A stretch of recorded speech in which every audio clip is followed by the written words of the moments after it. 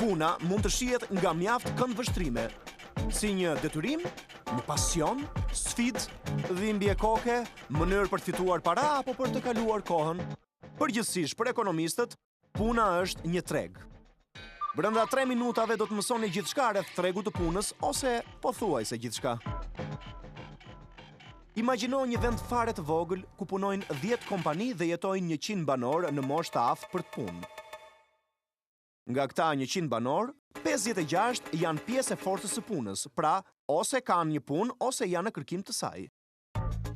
Së bashku, këto 10 kompani dhe 56 punonjësit përbëjnë një treg, ku mund të blihet ose të shitet punë. Ashtu si çdo treg i mirëfillt, tregu i punës bazohet në ofertë që nënkupton punonjësit dhe në kërkesë që nënkupton kompanitë. Duke qenë se punonjësit e kualifikuar janë më produktiv se sa ata të pakualifikuar, kompanitë janë të përgatitura t'i paguajnë më shumë. Por tregu i punës është tejet i segmentuar. Një fabrikë këpucësh ka pak të ngjarë që të punësojë inxhinier mekanik pavarësisht se sa të aftë mund të jenë ata. Po kështu një fabrikë prodhimi automjetesh nuk do të punësojë kurrë një astronaut. Për më tepër çmimi i punës varet edhe nga rrethanat. Kur punësimi është i plot, ka mungesë punonjësish në dispozicion, kështu që pagat rriten. Në të kundërt, në periudha me papunësi të lartë, oferta për punë është e lartë, kështu që pagat bien. Por le t'i kthehemi vendit ton fare të vogël, ku një pjesë e mirë e forcës së punës punon në minierat e arponiumit. Minatorët paguhen mirë deri në ditën kur u shpik arponiumi sintetik. Krejt papritur prodhimi në miniera ra ndjeshëm. Papunësia u rrit dhe 5 persona, ose pothuajse 9% e forcës së punës, mbetën të papunë. Tregu ynë i vogël i punës rëndohet nga këta 5 minatorë punë kërkues, aftësitë të cilëve tashmë janë të vjetëruara.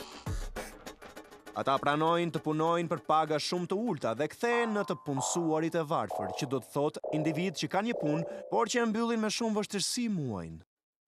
Përballë kësaj situate të paprecedent, qeveria reagon duke vendosur një pagë minimale. Pagat më të ulta rriten ndjeshëm, çka i ndihmon të varfrit t'i shpëtojnë varfërisë. Problemi është se kjo rritje e papritur në kostot e punës kërcënon konkurrueshmërinë e bizneseve. Për të shmangur rritjen e çmimeve, kompanitë duhet të ulin kostot.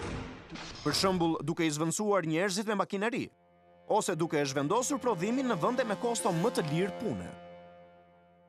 Paga minimale e përmirëson jetën për disa, po rrezikon t'i lërë pa punë disa të tjerë. Cila është zgjidhja më e mirë? Për të arritur në një zgjidhje në vend të një, do të imagjinojmë 3 vende fare të vogla, të cilat përballen me të njëjtin problem. Pra, ç'duhet bërë? Në vendin numër 1, paga minimale eliminohet dhe tregu lihet i lirë të përcaktojë kostot e punës. Pagat e punonjësve më pak të kualifikuar bien ndjeshëm. Kjo është zgjidhja me më pak kosto për komunitetin, por nënkupton se do të pranohet një shoqëri me 2 nivele, ku të varfrit kanë vështirësi të përfitojnë shërbime mjekësore apo arsimore e të tjerë. Për të kuptuar se ç'po ndodh në vendin numër 2, duhet kemi parasysh se paga përfshin kontributet për sigurimin shoqëror, të cilat ndihmojnë në financimin e pagesave të papunësisë, si dhe të sistemit shëndetësor dhe pensioneve. Në vendin numër 2, qeveria mban një nivel minimal page, por eliminon kontributet dhe sigurimin shoqëror për pagat e ulta. Pal eliminimit të kontributeve, kostoja e kompanive për punën e pakualifikuar bie, ndërkohë që fuqia blerëse të punësuarve nuk pëson në rënje. Si fillim, të gjithë janë të lumtur. Problemi me zgjidhjen numër 2 qëndron në koston e saj. Çdo kontribut i paguar nga ana e kompanive duhet të mbulohet nga shteti dhe, në fund të fundit, nga taksa paguesit. Në vendin numër 3, qeveria vendos të rrisë produktivitetin e punonjësve të pakualifikuar përmes financimit të skemave të trajnimit. Kjo është me kosto për të punësuarit, kompanitë dhe vetë shtetin. Por u mundson të punësuarve dhe kompanive që të përshtaten me rrisit teknike në profesionet e tyre. Tani, koha për një gjë. Cila është zgjidhja më e mirë? 1, 2 apo 3? Në botën reale, këto 3 zgjidhje bashkë ekzistojnë dhe janë zgjedhur të ndiqen përkatësisht nga Shtetet e Bashkuara të Amerikës, Franca dhe Danimarka. Cila është zgjidhja më e mirë? Ekonomistët ende vrasin mendjen, pasi vlerësimi i efekteve të politikave publike në periudhën afatgjatë mbetet veçanërisht shumë i vështirë. cilët tregues duhet të marrim në konsiderat normën e papunësisë, papunësinë afatgjatë, produktivitetin. Nëse shohim përtej shifrave, kuptojmë se këto zgjidhje të ndryshme vijnë si rezultati i historive kombëtare, modeleve ekonomike dhe vendimeve politike të secilit vend. Tregu i punës për nga mënyra nuk është i njëtrajtshëm. Ai luan një rol teje të rëndësishëm për shoqërinë dhe individët. Ai ndryshon ndjeshëm nga një vend në tjetrin. Në fund të fundit, bijem dakord. Puna është një treg, por është gjithashtu edhe shumë më tepër se kaq.